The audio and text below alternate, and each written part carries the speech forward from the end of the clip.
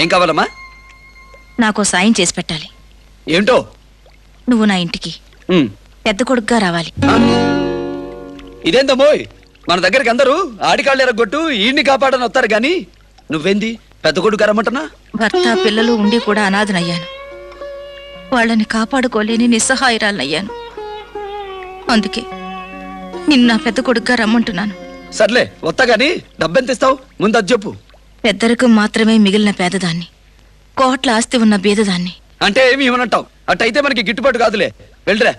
బాలు, మాంగళ్యం కాపాడుకోవడం కోసం పసుపు తాడు మెళ్ళో వేసుకుని ఈ మంగళసూత్రం మాత్రం ఇవ్వగలను.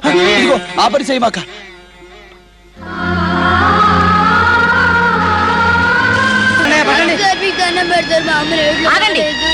ఆ పిల్లవాడు పోగొట్టుకున్నది ఆస్తి ఐశ్వర్యం కాదు, అమ్మని. ఇవాళ కాకపోతే రేపైనా మనం చస్తాం. మనం చచ్చాక మనకి ఇలాంటి పరిస్థితి వస్తే ఎలా ఉంటుందో ఆలోచించండి. మనం ఇంకా బతికే ఉన్నాం గనుక కాస్త మనుషుల్లా ప్రవర్తిద్దాం.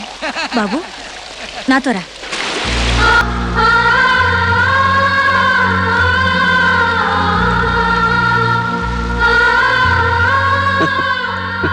నీ పెద్ద కొడుకే వస్తా, నీకండగా నిలబడతా. నేను అడిగింది ఇస్తావా మరి? మరేం లేదు, నన్ను పెద్ద కొడుకుగా రమ్మంటున్నావు కదా, వస్తా. మరి నన్ను అమ్మా అని పిలవనిస్తావా? నాకిక డబ్బులేమొద్దు, అమ్మా అని పిలవనిస్తే చాలు. ఏందటా సుత్తనా? బోధపడ్డా?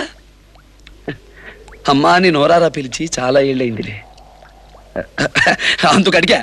ఏమనుకోమాక. వాళ్ళు అమ్మా అని పిలుస్తానంటే ఏ ఆడది వద్దంటుంది నాయనా. అమ్మా వాళ్ళు ఇక నువ్వు గుండెల మీద చేయవేసుకుని నిద్రపో.